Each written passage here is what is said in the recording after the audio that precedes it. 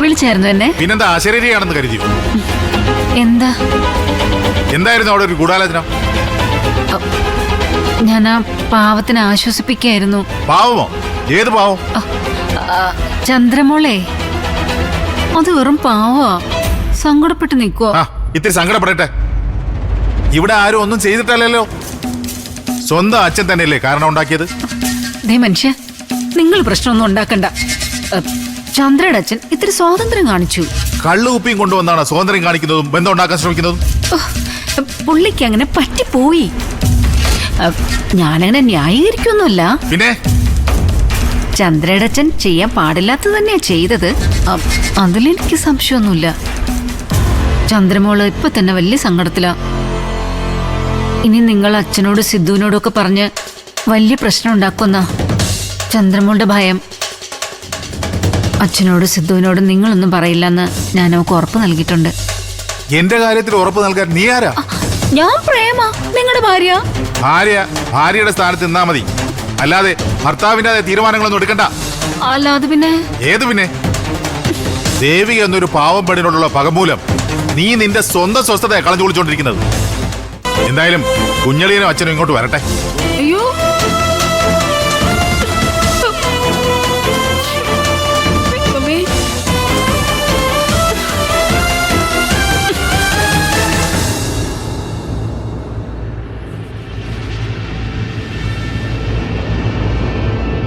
അളിയൻ അപ്പൊ തന്നെ എന്നെയോ അച്ഛനോ വിളിക്കാൻ പാടില്ലായിരുന്നോ? അതിനോട് പ്രശ്നമൊന്നും ഉണ്ടായില്ലല്ലോടാ. ചേച്ചി മിണ്ടരുത്. കണ്ടവർക്ക് വന്നിരുന്ന് കള്ളു കുടിക്കാനേ ഇതെന്താ ക്ലബാണോ? എടാ, ദൈവത്തെ ഒത്തൊന്ന് ശബ്ദം കുറയ്ക്കേ. ചന്ദ്ര കേക്കും. കേട്ടാൽ എന്താ? വേണമെങ്കിലേ ഞാൻ മുഖത്ത് നോക്കി സംസാരിക്കും. വേണ്ട കുഞ്ഞളിയ, ഒരു വഴക്ക് വേണ്ട. ആ കൊച്ചെന്ത് വിളിച്ചു? അയാളും സുഹൃത്തുക്കളും ഏതോ കല്യാണ വീട്ടിൽ പോയി വരുന്ന വഴിയായിരുന്നു. നിങ്ങൾ 3 പേരിവിടെ കാണുന്നു കരുതിയാ കയറിയത്.